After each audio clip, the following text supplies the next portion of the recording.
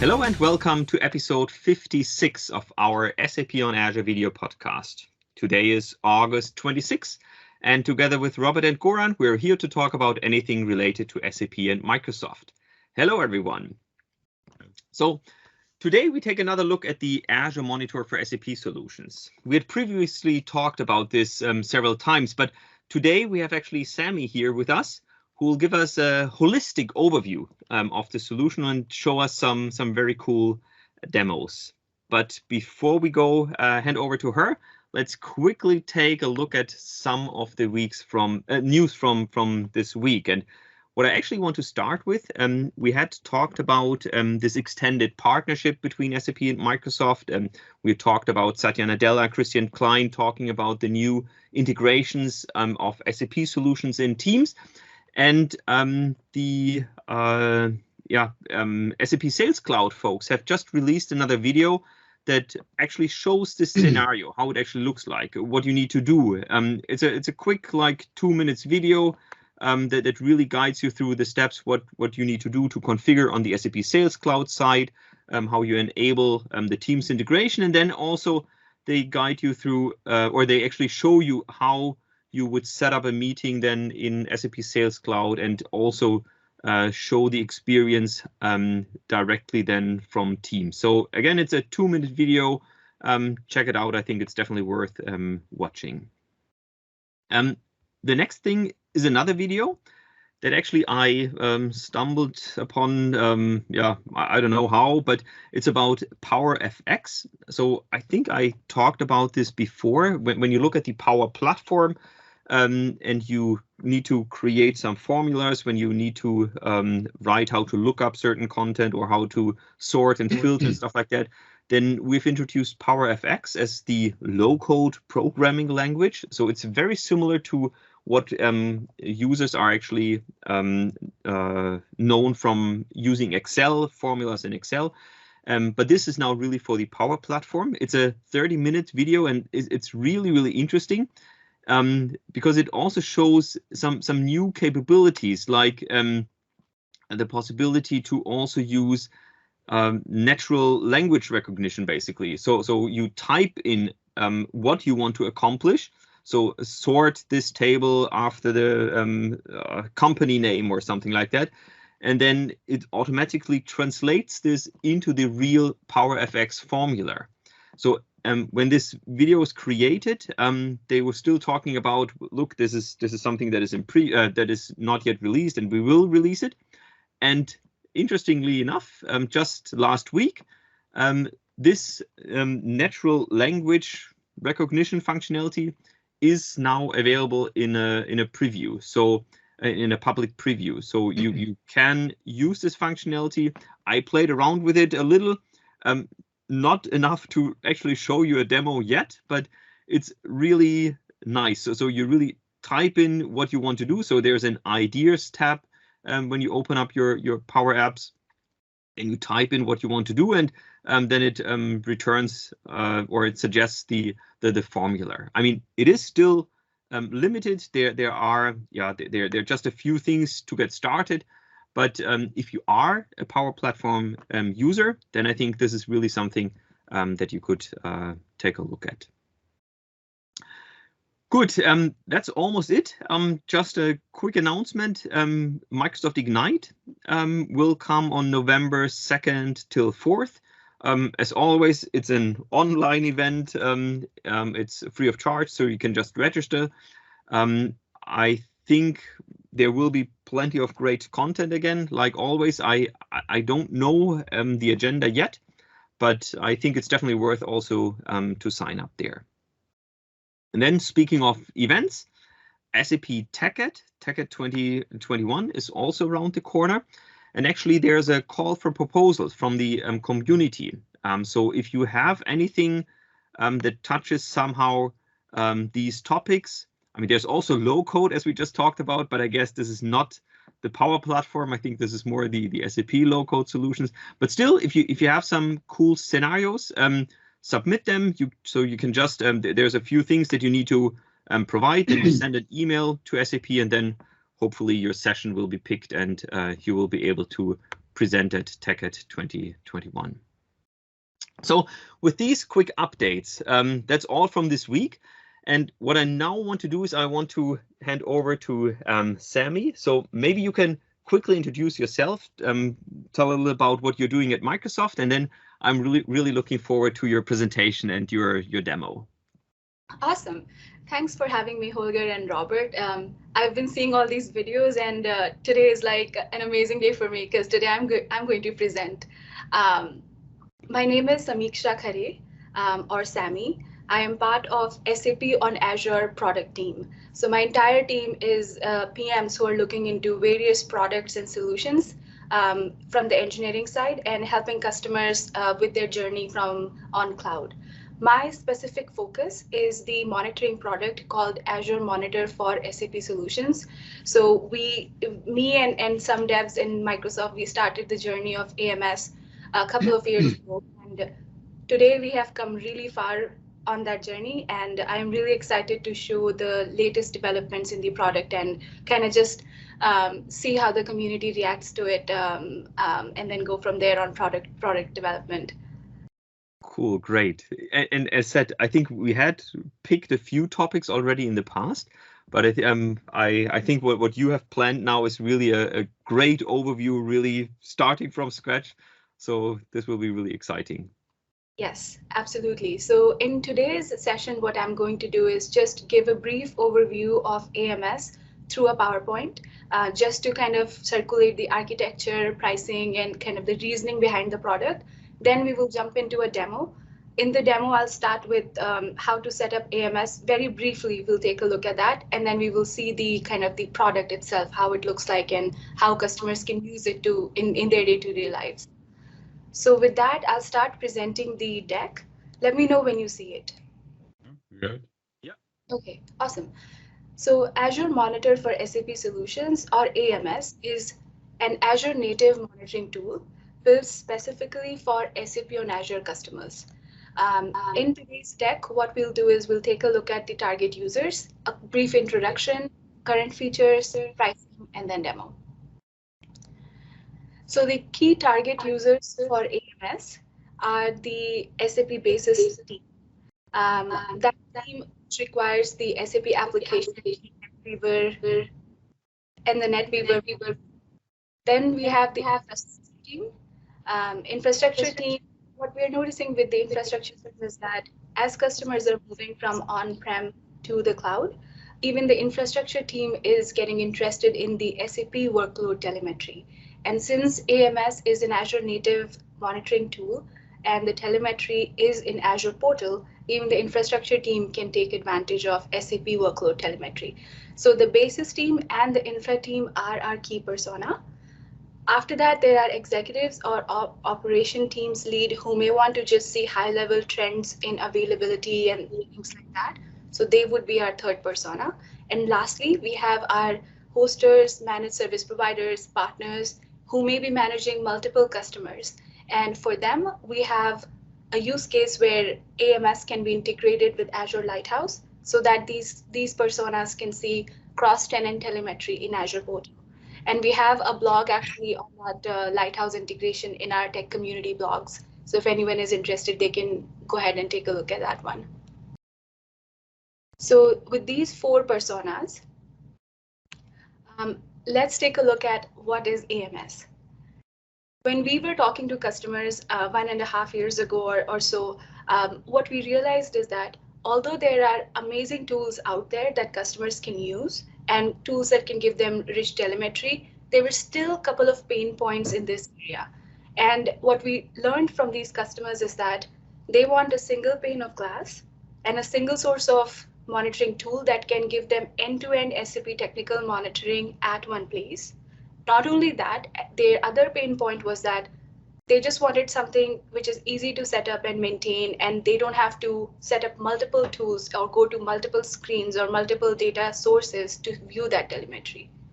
And it sounds like an obvious problem, but it was there. There was one customer who had 5 different monitoring tools, and I could realize that there is something there that we can help customers with. And therefore, AMS came into existence. And the whole purpose behind AMS is to be one tool, one source for data collection as well as data visualization, and as easy as it can be for us to help customer set it up. So it's both of these pain points that we're trying to solve with AMS. And as you see on the slide there, the kind of telemetry we're looking at with AMS is the infrastructure on which your SAP workload is running. Then we have the SAP system monitoring, which is NetWeaver, NEDB, and the guest operating system. And then we have the SAP application monitoring, which is sort of shutdowns, user logons, response times, etc. And all of this will be available in Azure portal. And AMS is sort of very flexible too in terms of customizing of visualizations, retention period, etc. For me, actually, that's one of the key strength here, that we're not only looking at the infrastructure. So typically, I would expect if we are talking about an Azure Monitor, well, we obviously have good insights into compute, network, and so on. But I think the beautiful thing here is that we are really going up the stack. So we are allowing customers to monitoring the operating system, but even look inside the SAP system to get a view on the short dumps and stuff like that, which obviously gives us a lot of possibilities of what we can do with all this information then later on. Yeah, correct. And I think additional to that, it is very important to add that we are using the already existing targets or sources. Yeah? So we are not inventing hot water. So we are using already what is already there. But still also on Azure side, we are using existing tooling from our side just to extend them, yeah, and show the customer how they can further extend those tools and use them in much better way than what we are currently using. Yeah? Because we are not inventing much. We are just somehow bundling that together, inventing this middleware. Yeah. No, you're absolutely right. We are using existing tools and capabilities. So yeah. So the next thing that I wanted to talk about was how does AMS fits into with the existing Azure Monitor? And Robert, you kind of led that wave for us anyway. So AMS uses Azure Monitor components already for data collection unit like log analytics and visualization like the Azure Workbooks. So we have that kind of integration with Azure Monitor. That's on the backend side. For you as customers, what you can do with AMS and Azure Monitor is combine the telemetry from both to further get that single pane of glass, a zoomed out single pane of glass that overlooks your SAP workloads with AMS, which is the left side of the screen, and the non-SAP and other Azure services, which can be monitored with Azure Monitor. So together, that's the power of AMS being Azure native, is you can create such pane of glass quite simply by few clicks and pin them to the dashboards to create that SAP and non-SAP single pane of glass as well. Mm-hmm. So moving on to the current features. So currently AMS supports SAP NetWeaver, SAP HANA, and we'll see details of these in the demo. So I'll quickly kind of move away from this slide, but we do support two databases, HANA and SQL Server, SAP NetWeaver, high availability Pacemaker clusters. That's one of the popular ones in AMS, and operating system. We also ship default alert templates for the customers. So they can just pick the alerts that they want and put a threshold and they're good to go. They don't have to write manual alerts here. And then I also want to mention that even the alerts are using the existing Azure Monitor alert framework in the backend. Mm-hmm. And then finally, the regions. So we are available currently in the top US and Europe regions. We do have plan to expand. That'll happen in the next semester or so. But currently we support the Europe regions, north and west, as well as US regions, the east, west, and west, east too. Mm-hmm.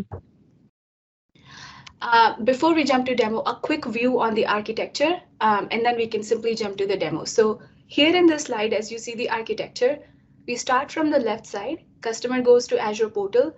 Also, you can use PowerShell and CLI, but here I'm showing that customer goes to Azure portal. They'll use an Azure consistent create experience that they're already familiar with, and then they will deploy AMS. And once they hit deploy, in the backend, a AMS resource gets created. as well as a managed resource group gets automatically created with these components, the log analytics, collector VM, key vault, and storage. This is all automatically created. Customers don't have to go and individually do anything here. And once this deployment finishes, it takes about a few minutes. Then what happens is this collector VM based on which systems customers want to monitor. So here's a choice for customers that they can pick and choose which system they want to monitor and how many. Just because they're using AMS doesn't mean they have to just use everything here. They can choose to just monitor clusters or choose to monitor everything. So the collector VM then makes a connection to all of these systems, pulls the telemetry from here, and pushes it to the log analytics. One question, when you mention the regions, yeah? Mm-hmm. So can I take assumption that, for example, this right side is this landscape is, for example, installed in German regions, yeah, and this AMS part is installed in West Europe? Can I have setup like this, or is really I need to have that in specific region and then work that specific? I get your question. So the constraint is not the region. I mean, it actually comes down to that, but the constraint is the VNet actually. So AMS needs to be in the same VNet as your system you're trying to monitor, and that automatically kinds of put that constraint. Yeah. So for each of these systems, the data collection mechanism is different. So let's take a look at it one by one really briefly. So we'll start with the SAP NetWeaver. So Robert, you already mentioned that we are using existing data sources to collect the data. So just building on to that, with SAP NetWeaver, every instance of the SAP system has a SAP Start service running on them. So what AMS does is it makes a connection to the SAP Start service's existing web methods and pulls the data from there. There is a prerequisite for customers here to go and unprotect some 4 or 5 web methods, and that's how we get the telemetry from there. We don't do agents, no agent installation for the NetWeaver, and there's no username and password because the methods are unprotected. And so that's how we make the connection to the NetWeaver and get the telemetry. There's a part 2. So the way I described is in public preview. There's a private preview part to it, where we collect data using the NWRC SDK. So which is another data source into STO3, STFS mount sort of data. So those are the 2 ways we collect data for NetWeaver.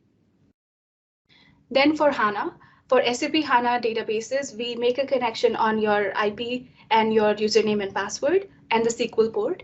And through that connection, we execute SQL queries on HANA and pull the data and push it to the log analytics.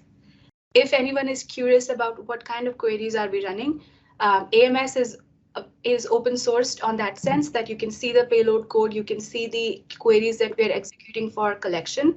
So people can actually go to our GitHub and look at exact queries that we are executing in HANA and collecting the data.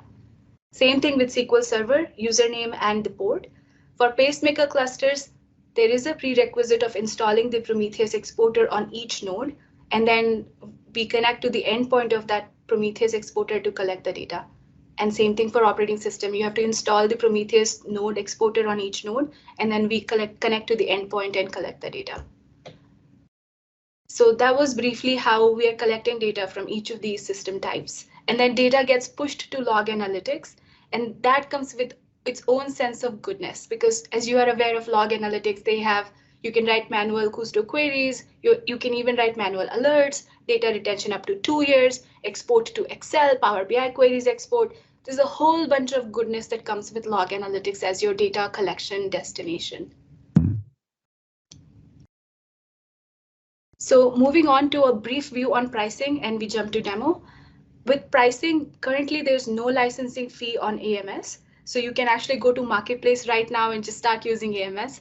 There is consumption charge, however, and the consumption charges are for the components that are deployed in the managed resource group. So you have log analytics. Log analytics is a variable cost depending on how many systems you are monitoring. Will determine how many GB of data gets ingested, and that determines your cost per GB. Then we have the standard VM, the collector VM, the key vault and storage. Those are more sort of a fixed cost because once you deploy one time, you can monitor as many SIDs as you want within the same VNet. So that's the standard pricing for those. And then we have pricing for alerting. So this is dependent on how many alerts do you kind of apply for your landscape. So if I understand correctly, so we can somehow communicate that AMS doesn't have any special costs. So we are just using standard log analytics and infrastructure as a code costs connected to all those services. What we are using in AMS. Yeah. But direct absolutely. AMS licenses, we don't have it. Mm-hmm. That's good. Okay, I'm ready to jump to demo now. So I'll switch the screen really quickly, and I'm going to go to my browser. Let me know when you see my browser, please. Yeah, it's there. Awesome. So I think what I'll do is I'll quickly show very briefly the create experience, just to demonstrate that the way we have built AMS is that you can really easily create your monitors. So what you can do is you can look for Azure Monitor for SAP Solution, or directly go to the marketplace, and or you can go to your standard Azure create experience. Once you do that, what you'll see is the create experience that everybody is sort of familiar with in Azure. So you have the basics tabs and the providers tab. Those are the two main important tabs that you have to fill in. Basics tab is the place where you actually tell Azure where do you want to place your monitoring resource, or which resource group do you want AMS to get itself deployed. Then you give us the name of your resource, the region of your choice. This is where you fill in the VNet information. So as I mentioned, AMS needs to be in the same VNet as all the other source systems that you want to monitor. There is a chance you can use an existing log analytics workspace. Now that comes handy if you have another monitoring tool that you're using and you already have a log analytics workspace and you want the same one for your SAP telemetry also. So you can check mark this box and then select your log analytics workspace. Then lastly, you have shared data with Microsoft, highly recommended, but optional. So this is all you have to tell us as to where is your SAP Monitor resource going to be. The next tab, which is the provider tab, this is where you tell Azure the connection information for the systems you want to monitor. So you can select any system. Let's say you want to monitor a NetWeaver system. Before you come to this screen, hopefully you would have done the prerequisite of unprotecting those 5 web methods. And if it's the NWRFC SDK method in private preview, then there's some prerequisite for there. But once you have done that, you come to the screen and all you have to do is give us the host name and information like subdomain, instance number, SID, and say add a provider from bottom here. And that way you can continue to add if you want. If you have more than one systems to monitor, you can add more. Or you can go take a look at HANA. If you want to monitor HANA, then you select HANA from there. And then you give us the connection information like IP address, SQL port, database tenant, username, and password. We do have integration with Azure Key Vault for more security. And if you don't want to give us the system user and password, you can create a different user with monitoring role and backup catalog read role, and then give us that username and password. And all this information is in our documentation. So you just have to take a look at that and then come here, give us this information and say add a provider. The last I want to show is the cluster. So for the cluster, once you've done the prerequisite of installing the HA cluster exporter in each node, you can come here and all you have to do is give us the endpoint of that exporter. And then some metadata for visualization purpose. So it's SID, host name, cluster, and say add a provider. And then once that's done and you have added one or two, or you can skip the step and do it later too if you want to. But once that's done, you say review and create, and then hit review and create for the deployment to begin.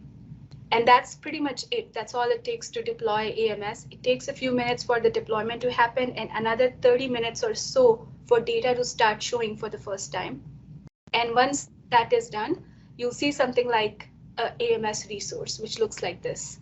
So this is your Azure Monitor for SAP Solution resource, ARM resource type, and this is your standard resource, the monitoring resource. The most important place on this resource is under monitoring. You'll see all the workbooks light up. So now you have NetWeaver, HANA, SQL, clusters, and operating system. And you can go to each of these, which we will see in one by one, and take a look at the visualization. If you want to see the raw logs, you can go directly to this link, the log analytics workspace, and start seeing the actual raw logs. And that's your log analytics link. If you remember the architecture diagram, I showed that we deploy and manage resource group. Actually, the resource group for which you are supposed to pay consumption charge, you can directly go here to take a look at that after deployment if you want to. And then lastly, under settings, you have providers. So under this providers, you'll see all the systems that you're currently monitoring. You can add and delete these systems at any time after deployment. So let's say you just want to play with one HANA system and you monitor that, and suddenly you want to monitor 5 other HANA systems. So you can come here and then keep adding those 5 or deleting if you don't want to monitor anymore. With that, should we take a look at each of the workbooks now for the visualizations? Okay, let's begin with the SAP NetWeaver workbooks. So this is when you click on SAP NetWeaver here, you are navigated to a workbooks. Workbooks is the visualization engine. It's an Azure Monitor product. So these workbooks are is the way we visualize. So the first thing here in the SAP NetWeaver is you'll see there's alert button. Then there's overview, availability, performance, statistics, application, logs, queues, etc. So for the overview, what you can do is by SID or by application server, you'll get a quick 15 minutes overview of whether your system is healthy, unhealthy, the status of processes, etc. So this is my SID. And if I scroll down, I can see the availability trend, just an overview. So last 15 minutes of the SID as well as the processes running in it. And here you can see it's a mix of your all the processes in that SID. You can also drill down to the application server layer. And this is where you can see that you have your NQ server and your ABAP server. And this is where you can see the availability trend for that specific one, if that's what you wanted to see. So if you have more than one SID, the first screen can just give you a quick overview of what's going on. Then in the availability tab, this is where you can actually go back in time, many hours or days, if that's what your data retention is for. So your availability trend over that period of time, and then also the availability of the processes over the selected period of time. And you'll notice that every tab here has that drill down of time period, SID, and application server. Next up is performance. So this is where you can see, first of all, your STO3 data, so your CPU memory utilization, and you have your paging in-out percentage, and then memory in the private modes. And then you have process utilization. So this is where you can select your process and then take a look at it over that period of time. So here we can see active processes versus free work processes. And then if you wanted to learn more about what's happening above, you can see the SM66 data here, which gives you kind of the more information such as process number, process type, program name, user ID, etc., etc. And then lastly, on this page, you'll have your user logons and sessions and queue lengths and dialog queue length performance. Next up is the workload statistics. So this is where you see the response time broken down with the task type. So from the drop down, you can either select all or you can choose a workload task type. And once you've done that, what you'll start seeing is just the response time trends over the period of time. So you have average CPU in time, average response time, average wait time, load time, average UI time, the role wait time, and then a database latency, so database calls, average time or time to DB call, etc. So all the response times would be kind of listed here. And again, the same phenomena of kind of drilling down. Next up is application. This is where you'll see short term categorized by short term by counts. So first up, that's what you see. Then we have short terms by program. So this is like a graphical representation and then a tabular representation of that. And then we have short terms by user. So this was short term for the application. Then we have log information. So you'll see the number of logs, number of rejected logs, and then more information about logs. Then lastly, we have the queue statistics. So this is where you see the queue utilizations, and then some more information about queue statistics and kind of trend on it. This is what we have for the SAP application and the NetWeaver. And actually, our teams are still looking into how to make it better. More we add. So we are very open to getting feedback from customers on how they would like to see information, additional information they would like to see, etc. Let me actually show you alerts. When you click on the alert button here, you'll actually see a list of alert templates that you can configure by create a rule here. And once you have configured that, you'll start seeing if there are fired alerts, you'll see here or alert rule there. So that's the predefined alert templates that come here. Yeah, but in general, everything what we have here on the page, all those graphical representations are actually behind the scene, this custom queries from Log Analytics.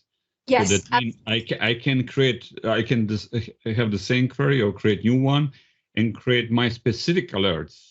So this is just what we somehow build by the book, what we currently think is the best way of representing that, but customer is free to customize that and extend that in any other direction, because everything is log analytics. I just need to use custom query, create new workbooks, and just present that in different way. Yeah, thanks for actually mentioning that. That's the power of flexibility in that way, right?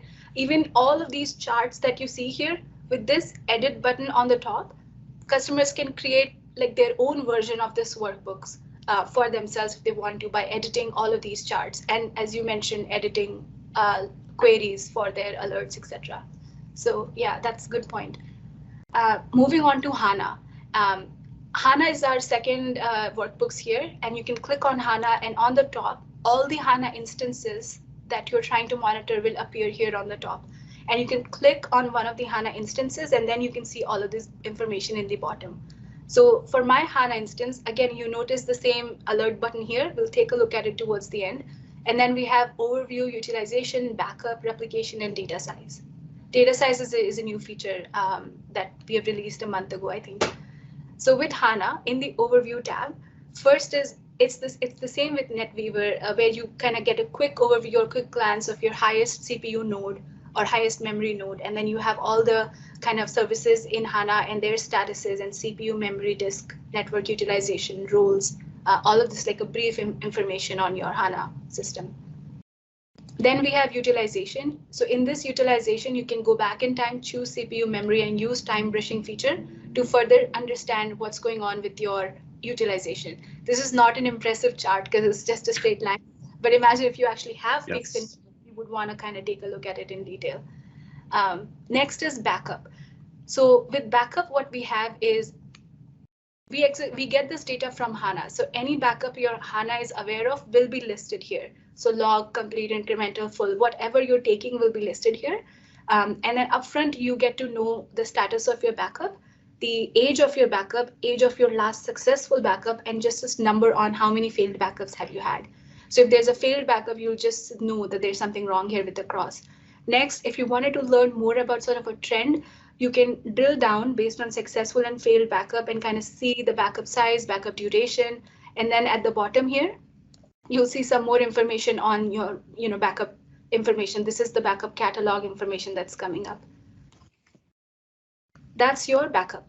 Then we have replication. So in your replication, the first thing you'll see is the status of the replication and the mode, the operations mode of your replication. So I see it's an active and sync mode with log replay.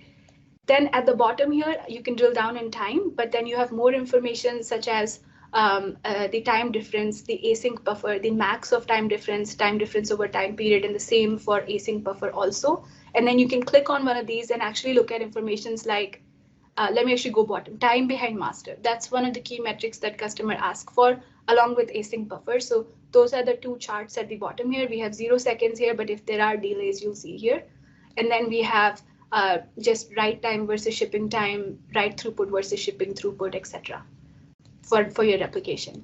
And then we have data sizing. So data sizing is a feature that we have built where what we do is you'll see the global allocation limit for your column memory, and then a straight line prediction on by when are you potentially going to hit that global allocation limit. So you have a lot of days until I hit that limit, just because I don't use the demo environment for anything.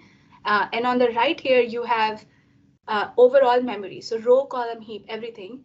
There go global allocation limit and a straight line prediction for that memory, the overall memory, and a time until you're potentially going to reach that limit. So by this, you can do some sort of indication on your capacity planning and HANA utilization and growth, straight line prediction growth for these. And then an obvious question in your mind would be, why is there so many growths? Why am I going to hit limit so soon?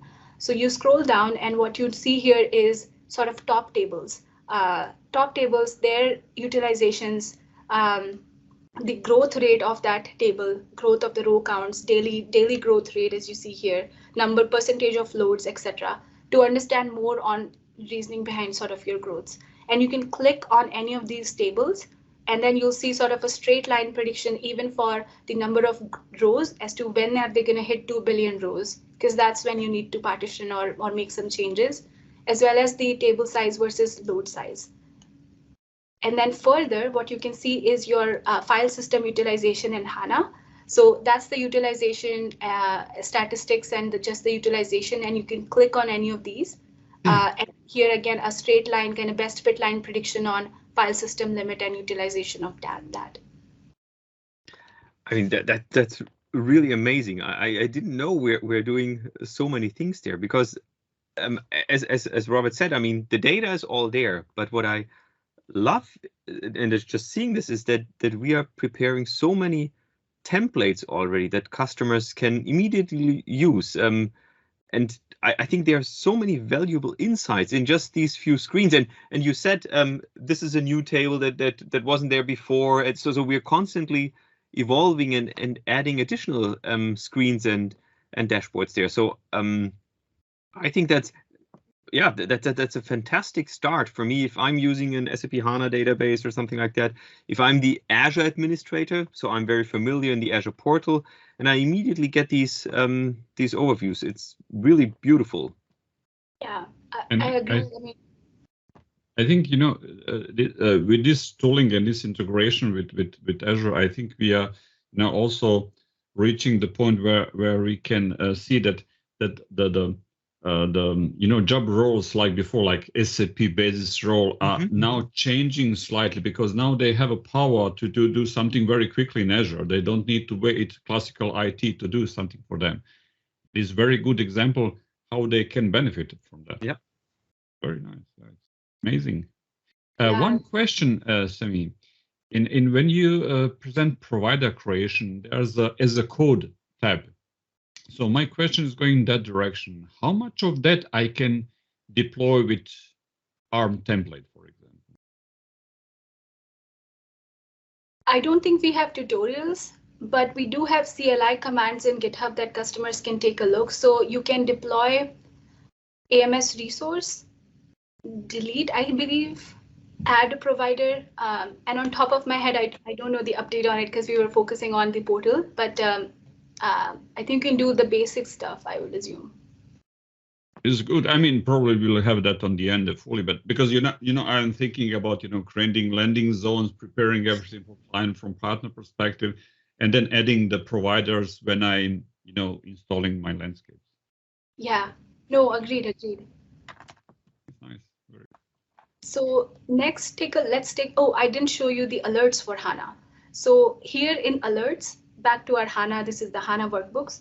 Here in alerts, if I click on alert, again, the same sort of experience. There's a bunch of alert templates that you can see. So let's take a look at them. You have the utilization alerts, the CPU memory, the volume disk, the volume of your log, trace volume, all of these volume utilization. Then you have failed backups, replication, and availability.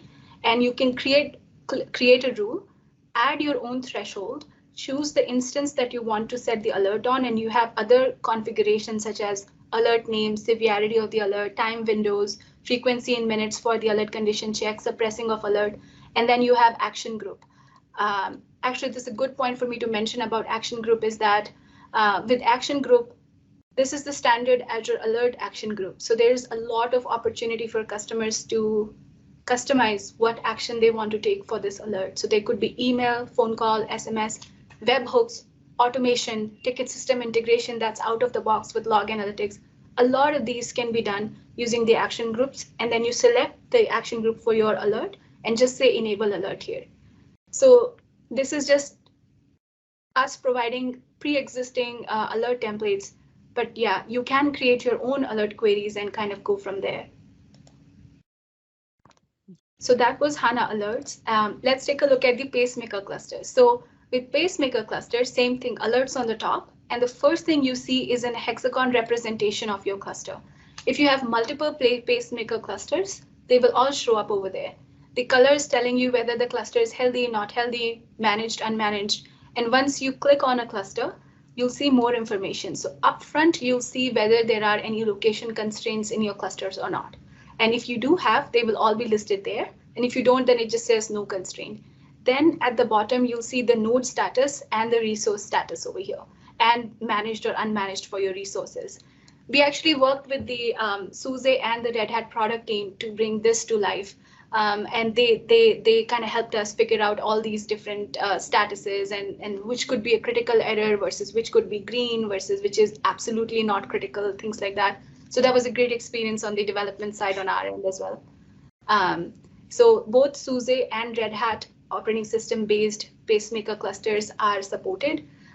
There are prerequisites, different prerequisites for both, but you can kind of do the prerequisites and kind of come back and see this information here. And then lastly, we have the a sort of a trend of your node availability, not availability status, and the resource status over time. So you can, from the drop down, choose the resource, choose the time period, and then kind of see the sort of a trend over there based on a threshold. This is the failure count for your resource, and this is the status over time for the node. And in terms of alerting, we only have one alert, but a powerful one. So for the alert template for this particular cluster is that if the primary node switch happened, and if that happened, then you will get an alert. So that's one alert that we have for the alerts right now for the clusters. And the same experience, you can create rule and then kind of go from there and deploy. So I think that's also really, really powerful, because when I remember, I mean, setting up a Pacemaker cluster manually is horrible. I mean, there are so many things that you need to consider to set up a good Pacemaker cluster. So it's really, really complicated. So that's where I think when you look at all the automations that we are already providing, it's really beautiful that within a few clicks, we had Morgan and Dean on the show some time back, where he was talking about the Terraform and Ansible scripts, where we automate all of this setup. So it's really good that you now have a running Pacemaker cluster, but then since it was all automated, I don't really know what's happening behind the scene. Now, with this Azure Monitor for high availability cluster, I can actually see what is happening in the cluster setup. And it looks like you're really providing me with the information, what is important, what errors can I ignore, or what warnings can I ignore. And that fits perfectly in our story, that we enable the customers to easily set up high available environments. And then we also help to really identify what are real errors, what are real issues, what are things that I can ignore. So this is a beautiful continuation of the SAP on Azure story, so to say. Yeah, definitely. Question, Sami, from your experience, how much, from metrics perspective, how much latency or delay we have before something happened and having that information in our screen in log analytics? I see. The way to think about that is, first of all, there's frequency of data collection, and then there's a frequency or latency on how much time it takes for it to end up in log analytics and visualization. So I'll kind of address both. So in terms of frequency of data collection, most of the information that you see is getting collected every 60 seconds. So that's 1 minute. Some specific metrics are a little wider. So like I think dumps or something, table size or something like that, they have a little bit more delay in data collection, frequency of data collection. And customers can go to our GitHub and actually see which logs are collected in what frequency. So that's about 1 minute over there. In terms of data ingestion to log analytics, we say near real time. So the best case scenario is that it gets ingested within 1 or 2 minutes. But if there are any delays, it could go up to 10 minutes, I think. And I think we're constantly improving things, so it can change. But that's the worst case scenario, I would assume. Best case scenario, it's just near real time, ending up in log analytics and showing up here and giving the alert. And then when it comes to alert, there is additional latency on how frequency of the condition checking. So like overall, We just say near real time for data ingestion. Okay, great, thank you. But then, Sammy, would it be a plausible scenario that I say I use the alerting for also triggering a failover then afterwards? So I obviously catch the event that something is wrong, that my primary node is down. Could I use this alert to actually trigger a failover? To trigger as an action? Yes. I mean, this is something that I, as a customer or as a partner, would develop then. I get the notification, the alert that my primary node is down. And now I would develop, okay, now let's initiate the failover, for example. So automatic self-healing or automatic actions are currently not part of AMS, but I can see what you're saying, that could be a compelling use case, that something happens here and then customer does something, or tool does something for customer. So I can comment that from my experience from SAP time. I mean, this is, I know where Holger is going, but I mean, we must understand that we are talking about operation management. Yeah? In most cases, when we are talking about collection of logs and metrics, we are not talking about instant actions, yeah, because we are visualizing that. We want to have history of what's happening there. Yeah, so we are not replacing the service healing, so to say. Yeah? So we need to be very careful that it distinguishes two. And if someone wants to use some log informations and trigger action based on that, it's fine, but they must understand that their potential latency. Yeah.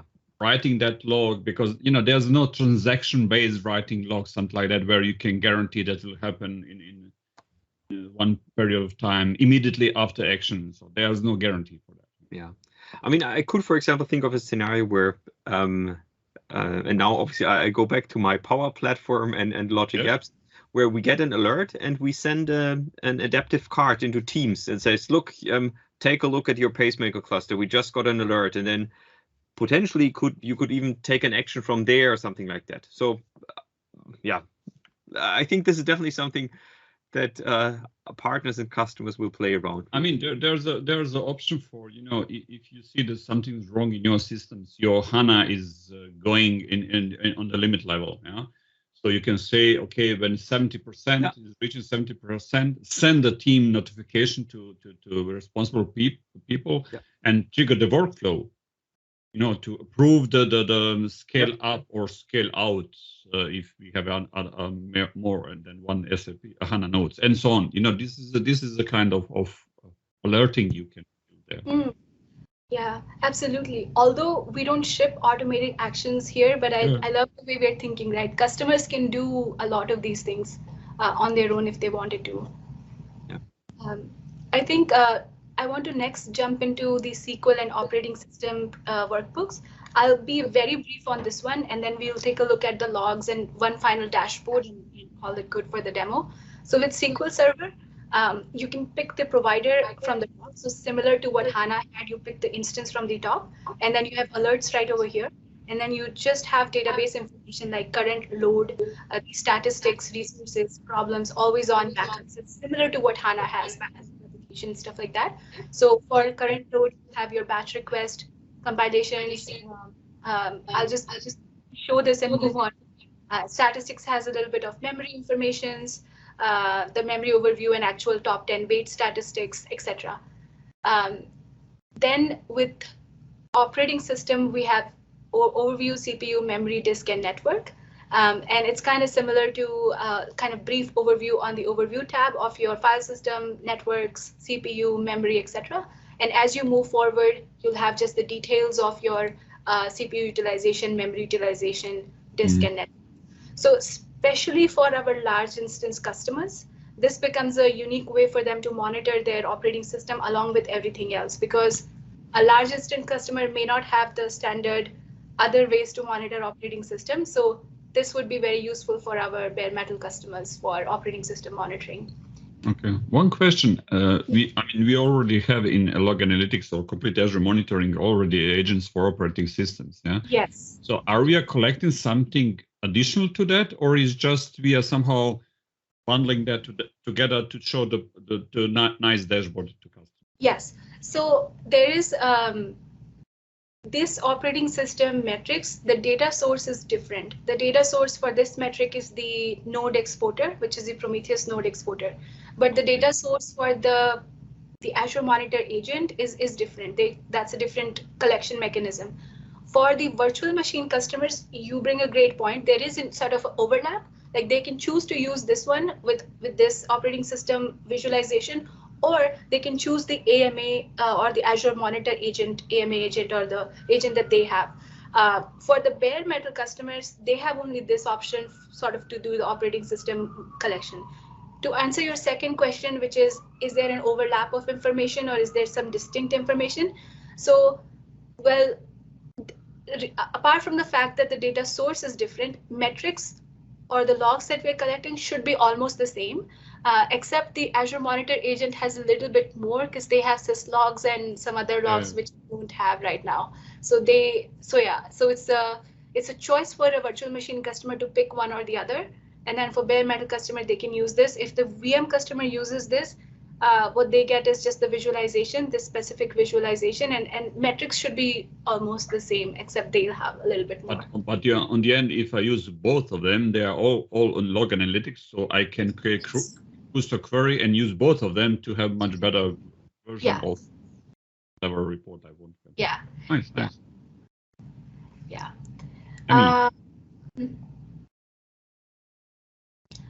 So with this, I think what I'll briefly also show is the log analytics, because we have referred to them quite a bit, the custom logs, setting alerts and things like that.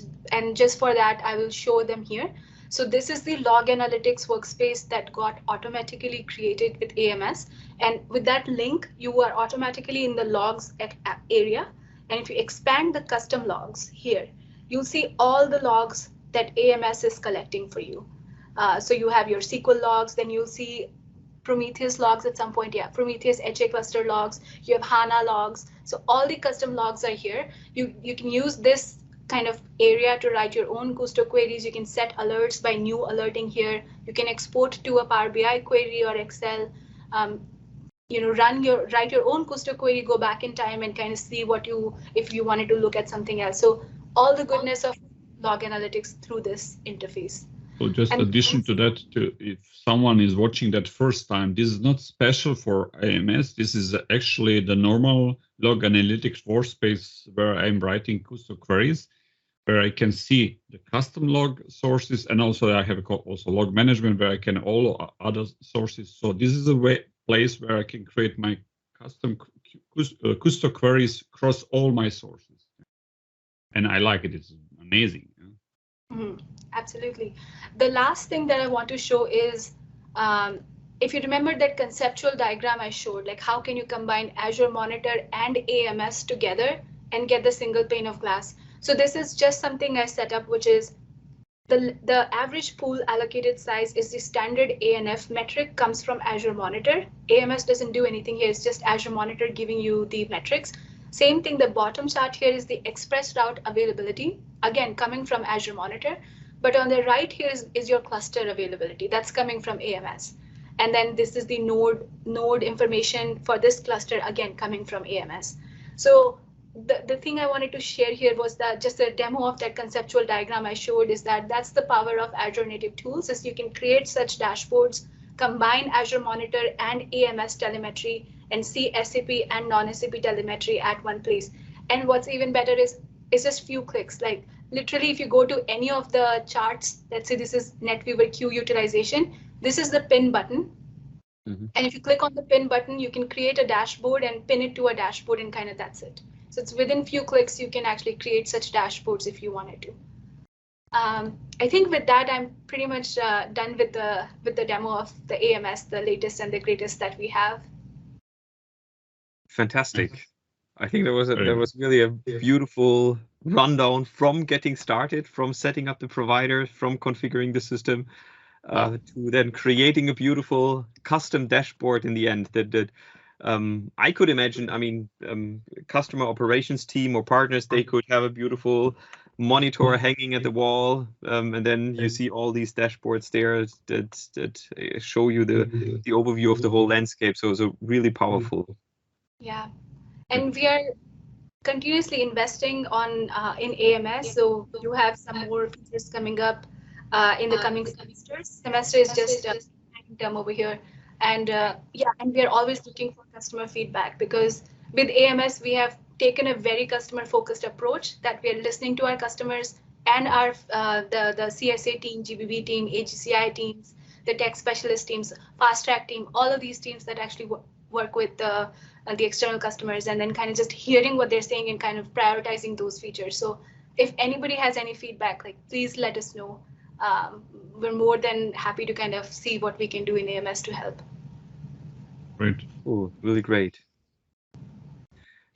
Good. Yeah, Sammy, I think before we started the recording, we already said that we will definitely have you back on the show to talk a little more about some new things, some new scenarios that you have been working on. So I'm really looking forward to that. I think it was a really beautiful presentation, very insightful. I think there were some cool things that customers can really leverage. As you have shown, it doesn't cost anything. I mean, yes, a few resources, but you want to collect this data anyway. So I think it's definitely anyone who's running SAP on Azure should definitely check it out, and and hopefully we'll get additional feedback from customers. Yes, absolutely. And thank you for having me. It's been a privilege, and thanks for the opportunity to talk about AMS. No, Thank you very much. Okay. Thank you. Bye. Thank you, everyone. Bye-bye.